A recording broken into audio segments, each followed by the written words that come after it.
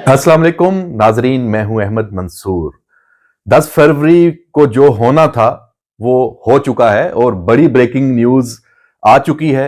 और अब क्या माहौल बना है और इसका तहरीके इंसाफ के ऊपर क्या असर पड़ेगा, जो हाई कोर्ट इस्लामाबाद और सुप्रीम कोर्ट में ग्रुपिंग है उसका क्या बनेगा, जो वुकला तहरीक शुरू होनी थी और आज उसका क्या हुआ, बड़ी उसकी कहानियां हैं। वहां से एकदम गायब कैसे हुए वुकला, क्या वजह बनी, उसके पीछे कुछ अफसाने हैं और कुछ हकीकत है। उस पर भी हम बात करते हैं। और क्या सराइयां ज़ाहिर सी बात है फिर जन्म लेती हैं जब ऐसे मामलात होते हैं कि एक चीज अचानक गैर मुतवक्को तौर पे हो जाए। हाँ, जो कुछ हुआ तवक्को के मुताबिक, जिसको अंडर एस्टिमेट किया गया था ओपोजिशन की तरफ से, बानी पीटीआई इमरान खान की तरफ से, वुकला का एक ग्रुप है उनकी तरफ से, वो और जजेस का जो एक मामला चल रहा है, एक तकसीम है, तो वो कहते हैं ना उनका वक्त गुजर गया था और ये बस वो एक आखिर में एक कोशिश, उनको भी पता था कि ये नाकाम होनी है और हो गई। ये अहवाल क्या है सुप्रीम जुडिशल काउंसिल का इजलास का, ये सारी तफसील आपके साथ इस व्लॉग में शेयर करने जा रहा हूं। और इसमें बहुत ही अहम जो मामला है वो ये है कि आज इस्लामाबाद को बंद किया जाना था, वुकला को पूरे मुल्क से यहां पे लाया गया था और उसका एक जो हदफ था कि जो सुप्रीम जुडिशल काउंसिल का इजलास है वहां उसको रोका जाए। और ये हदफ हासिल क्यों नहीं हो सका? सुप्रीम जुडिशल काउंसिल के इजलास में तयशुदा प्लानिंग के तहत दो जो उसके मेंबरान हैं जो अदलिया से हैं, जस्टिस मंसूर अली शाह और जस्टिस मुनीब, उन्होंने बाइकआउट किया। और साथ उनका दिया तहरीके इंसाफ के जो अली जफर हैं और इसके साथ साथ जो बैरिस्टर गोहर हैं, उनकी पार्लिमान की तरफ से नुमाइंदगी थी बतौर ओपोजिशन, उन्होंने भी बाइकआउट किया। तो ये चार बाइकआउट होने के बाद फिर मैच एकतरफा हो गया और ये भी पता था कि ये होते भी तो कोई फर्क नहीं पड़ना था। लेकिन हुआ ये कि जब ये बाइकआउट करके बाहर आए तो प्लान ये था कि बाहर वुकला पहुंच चुके होंगे सुप्रीम कोर्ट के बाहर और ये आएंगे और उसके बाद फिर एक वुकला तहरीक उसी तरीके की जन्म लेगी जो जनरल मुशर्रफ के दौर में हुआ था। आज ये नहीं हो सका।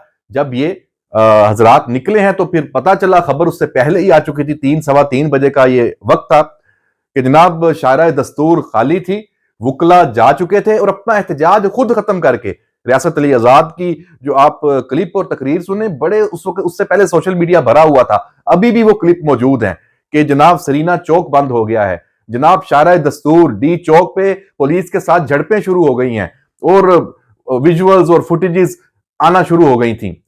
ये सब एक शूटिंग प्लान का हिस्सा था। और जब ये सारा मामला हो गया और देखा कि इस्लामाबाद के 7,000 वुकला में से 10, 12, 15 आए, खुद जो पीटीआई के अकाउंट्स हैं वो इस मामले पे बड़े मायूस नजर आए और वो खुद तनकीद उनकी जानिब से हम देख के हैरान रह गए कि यार ये तो जो जानबदार लोग हैं जो खुद एक बयानिया बनाते हैं, ये उनको परेशानी हो गई है, वो मायूस हो गए हैं। ये तो कोई लगता है बड़ा जो एक तख्ता जो है वो उलटने की कोशिश नाकाम हुई है, ये तो कहानी कुछ और ही बन गई है।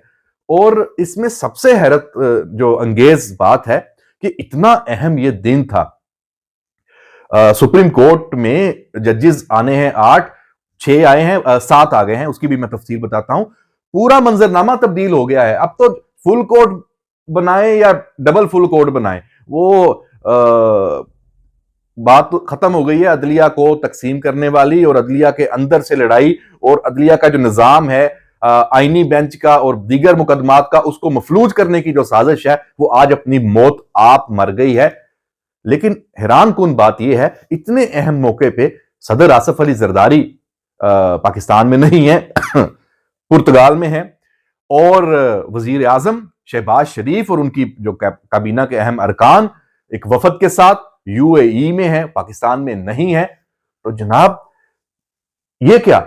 तो इसका जवाब सिर्फ ये है कि वो यहां से गए क्योंकि उनको यकीन था पक्का के पीछे कहानी हो जानी है, जुडिशियल कमीशन का काम है, हमें उसमें हिस्सा लेने की जरूरत नहीं है। हमारी जो अपनी जो उनकी हुकूमती टीम के जो मेंबरान हैं वो तो उसमें है ही हैं, और फैसला चीफ जस्टिस की सरबराही में जुडिशियल कमीशन ने करना है, तो उनको पता था कि जो फैसला होना है अच्छा ही होना है, और अच्छा ही हुआ। तो जनाब पहले तो आपको फैसला दोबारा रिपीट कर दें, आप तक पहुंच ही चुका है कि जो 6 जजेस हैं, लाहौर हाई कोर्ट से 2 जजेस नहीं आए, 8 टोटल आने थे, तो 6 आए हैं, तीनों बाकी हाई कोर्ट से 2-2 जजेस। तो जनाब chief justice Sindh high court Shafi Siddiqui साहब सुप्रीम कोर्ट के जज बन गए हैं। बलूचिस्तान हाई कोर्ट के चीफ जस्टिस हाशिम काकड़ वो सुप्रीम कोर्ट के जज बन गए हैं।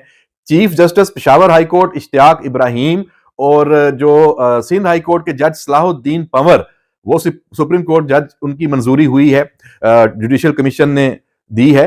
पेशावर हाई कोर्ट के जस्टिस शकील अहमद और जस्टिस मियां गुल, ये अच्छा 6 तो पहले हो गए, जस्टिस मियां गुल हसन औरंगजेब इस्लामाबाद हाई कोर्ट, ये बहुत ही एक इंटरेस्टिंग, बड़ी ही जबरदस्त, अच्छा जो होती है ना कि हर एक साजिश होती है, एक थ्योरी होती है और फिर उसके बाद प्रैक्टिकल होता है, तो ये उसका प्रैक्टिकल रिजल्ट निकाला गया कि अगर किसी ने इस्लामाबाद हाई कोर्ट पे कब्जा करने की कोशिश करनी है, कोई उस ग्रुपिंग जो वहां पे उसका तासुर है, उसका हमला है, वो मजबूत होना है, उसका तोड़ है, ये मैं नहीं कह रहा, ये जो मामलात अदलिया को समझते हैं ये उनकी जानिब से कहा जा रहा है।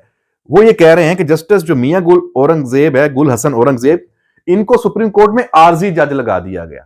अच्छा, आइन का आर्टिकल 181 के तहत लगाया गया है, उसमें यह है कि जब तक ना चाहें सदर मुमलिकत या उसका जो भी तरीकाकार है, आइन के 181 जो आर्टिकल है वो यहीं रहेंगे, मतलब मुद्दत नहीं है, चाहें तो 1 महीना वो आर्जी जज यहां रह सकते हैं, फिर वापस भी जा सकते हैं, चाहे इधर ही रिटायर हो जाएं। तो जनाब ये बड़ी जबरदस्त एक मूव आप कह लें। अब इस्लामाबाद हाई कोर्ट में जो जस्टिस डोगर हैं, अब उनको अगर चीफ जस्टिस बनाने में कोई रुकावट आती है, कोई मसला आता है, एक होता है ना इम्कानात हो सकते हैं, तो गुल हसन औरंगजेब साहब वापस आर्जी जजशिप इनकी खत्म हो जाएगी, वापस चले जाएंगे, वहां चीफ जस्टिस लग जाएंगे। तो जिन्होंने नहीं लगना वो आप भी जानते हैं और हम भी जानते हैं कि उनकी बारी नहीं आने वाली। ये इसको यहां पे यकीनी बनाया गया। देखें, फैसला जुडिशियल कमीशन का है और इसके बाद आप देख लें अब क्या बहस क्या चल रही है। अब जो मैंने आपको कहा कि इसमें ये एक बड़ी शिकस्त है, बहुत बड़ी शिकस्त है। आखिरी जो उम्मीद लगाई गई थी बानी पीटीआई इमरान खान की तरफ से और पीटीआई की तरफ से, और जो जजेस आपको हम बार बार कह रहे हैं, जो सुप्रीम कोर्ट में, हाई कोर्ट में और दीगर हाई कोर्ट्स में जो ग्रुप्स बने हुए हैं, और एक सारा माहौल था कि पहले चूंकि उनके 4 साल बिला शिरकत गैरे उन्होंने कब्जा किए रखा, और इस अदलिया से आपको पता है क्या क्या कुछ नहीं हुआ, तो अब चूंकि उनका इक्तदार का सूरज आज 10 फरवरी को मुकम्मल डूब गया, तो बहुत बड़ी शिकस्त है। और अब इसके बाद मामलात जो हैं वो आपको बहुत तेजी से पाकिस्तान के इस तरह जाते नजर आएंगे, क्योंकि मुआशी इस्तेकाम भी आ रहा है, सियासी इस्तेकाम, क्योंकि पीटीआई सियासी तौर पे अब इंतशार और फसाद करने की उसकी जो पोजीशन है वो उसकी सलाहियत खत्म हो चुकी है। आपने 8 फरवरी का जो उनका स्वाबी का इवेंट देख लिया, खत्म हो गया, अब किसी को पता भी नहीं है, परवाह भी नहीं है, पूरे मुल्क से कहीं आपको एहतजाज नजर नहीं आया। और एक जो सियासी इस्तेकाम भी आ रहा है, मुआशी इस्तेकाम भी आ रहा है। 10 फरवरी जुडिशियल इस्तेकाम का दिन है, तो मैं समझता हूं कि जो जुडिशियल इस्तेकाम का दिन है ये बहुत बड़ी अचीवमेंट है। इससे आपको अब अदलिया से जो सियासी विंग्स हैं उनका खात्मा वो आपको अब नजर आएगा, वो एक तरह से हो गया है। और इसके पीछे जिन जिन का भी हाथ है उसमें से नंबर 1 पार्लियामेंट है। ये पार्लियामेंट ने 26वीं आईनी तरमीम के जरिए ये यकीनी बनाया कि जो इस मुल्क में जुडिशियल इस्तेकाम है वो लाया जाए, क्योंकि जो जुडिशियल इस्तेकाम है वो मुआशी इस्तेकाम की भी बुनियाद है, वो सियासी इस्तेकाम की भी बुनियाद है, क्योंकि जुडिशरी से ही मईशत को टारगेट करने वाले जो फैसले हैं वो आते रहे हैं माजी में, और जुडिशरी से ही सियासत को अदमे इस्तेकाम का शिकार करने वाले जो फैसले हैं वो आते रहे हैं। उनका 10 फरवरी को आज खात्मा हो गया है। तो जनाब ये सारी सूरत हाल है और ये एक बहुत बड़ा दिन है और ये एक बड़ी शिकस्त है जो वजीर आजम और सदर जरदारी बड़े मुतमिन होकर बाहर गए, क्योंकि पीछे मामलात जैसे थे वैसे ही निकले हैं और तमाम अफवाहें, तमाम क्या सराइयां वो खत्म हो गई, आज उनका वो उल्टी पड़ गई। और तो और अब हमें तो देख के जो इस वक्त सुप्रीम कोर्ट को कवर करने वाले जो ना लाइन के उस तरफ वाले जो सहाफी या सहाफी क्या कहें, जो दूसरा जो ग्रुप है जिनकी शिकस्त हुई है, उनके वो माउथ पीस थे, उनकी तो हालत देखने वाली है। आप उनके ट्वीट्स देखें, उनके मामलात देखें, तो अब आपको इसमें कुछ और नजर नहीं आता। लेकिन जो आज हुआ है जस्टिस मंसूर अली शाह और जस्टिस मुनीब के साथ, और अली जफर और बैरिस्टर गौहर, जुडिशियल कमीशन से, सुप्रीम कोर्ट से, तो अब ये इस्तीफे कुछ लोग सुन रहे हैं कि शायद इस्तीफे आ भी जाएं। जो बानी पीटीआई है उनके पास अब सवाए खत लिखने के और कोई चारा नहीं है, उनको मालूम हो चुका है। उन्होंने आज अडयाला में बात करते हुए ये बताया है कि वो अब तीसरा खत भी आर्मी चीफ को लिख रहे हैं, और उसमें जाहिर सी बात है अब उनके पास और कोई चारा नहीं है। आरजी जज जो लगाए हैं उनका भी आपको बता दिया। अब जो chief justice Islamabad high court हैं जस्टिस आमिर फारूक, उनके लिए बड़ा कैरियर है कि वो अब सुप्रीम कोर्ट में आ गए हैं। ये जो जजेस साहबान आए हैं, ये आइन के जो मरवजा तरीकाकार है 26वीं आईनी तरमीम के बाद, उसी तरीके से आए हैं, और इनके ऊपर अब कोई आवाज भी नहीं उठा सकता और उठाई जानी चाहिए भी नहीं। भाई बतौर चीफ जस्टिस तो ये सर्व कर रहे थे अपनी अपनी हाई कोर्ट्स में। और देखें ना, पेशावर हाई कोर्ट के chief justice, Islamabad high court के chief justice, Sindh high court के चीफ जस्टिस, तो सुप्रीम कोर्ट में एलिवेट हुए हैं। माजी में भी ये सब कुछ होता आया है, कोई अचंभे की बात नहीं है। हैरान कुन और अचंभे की बात तब होती कि जब दूसरी जानिब के जो मर्जी के वो आते, जो पहले माजी में होता आया है, जो पॉलिटिकल मोटिवेटेड सारे मामलात होते रहे हैं इस मुल्क में। तो तहरीक, पीटीआई, एक ही उनका एहतजाज है, वुकला का भी एक ही एहतजाज था, वुकला के एक ग्रुप का। बाकी तो पूरे मुल्क से जो बार काउंसिल्स ने जिस तरह से एक दिन पहले बयान जारी कर दिया था इस एहतजाज से ला ताल्लुकी का, उसका नतीजा भी सबने देख लिया कि वो फरमाइशी बयान नहीं था, वो अमली था। ये फरमाइशी एहतजाज था जो नाकाम हुआ। तो जनाब, मर्जी के जज लगाने वाला सिस्टम खत्म हो गया। अब पार्लिमान बालादस्त है, और खुशी की बात अब आपको जो कौमी असम्बली में नजर आएगी, 18 तारीख तक का इजलास है असम्बली का, वो अब शुरू हो चुका है। अब वहां से आपको पार्लियामेंट की बालादस्ती के और बहुत सारे शवाहद अब नजर आएंगे, पार्लियामेंट आपको मजबूत होती नजर आएगी। तो जनाब, आज का ये जो व्लॉग है उसमें ये सारा मामला ये हमने डिस्कस किया।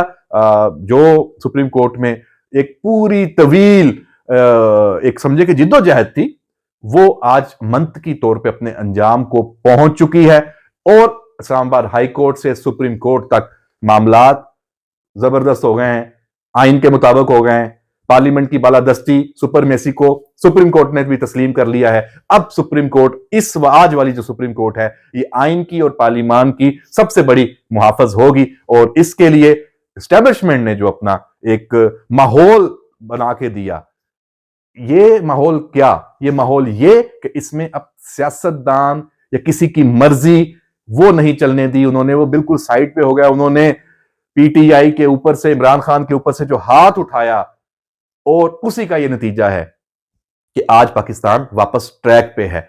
और उम्मीद की जानी चाहिए कि आइंदा, माजी में जो एस्टेब्लिशमेंट ने गलतियां की हैं, जिस तरीके से इमरान खान को गोद में लेके इस मुल्क पे मुसल्लत किया था, अब ये गलती दोबारा दोहराई नहीं जाएगी। और सियासतदानों को, और पार्लियामान को, और जुडिशरी को, और एस्टेब्लिशमेंट को मिलकर अब आप पाकिस्तान के लिए काम करता हुआ देखेंगे। ये एक बहुत बड़ी तब्दीली है, और इसका क्रेडिट जिन्हें देना है उनको हम देते हैं, नाम नहीं लेते, जानते आप भी हैं। इजाजत दीजिए, अल्लाह हाफिज।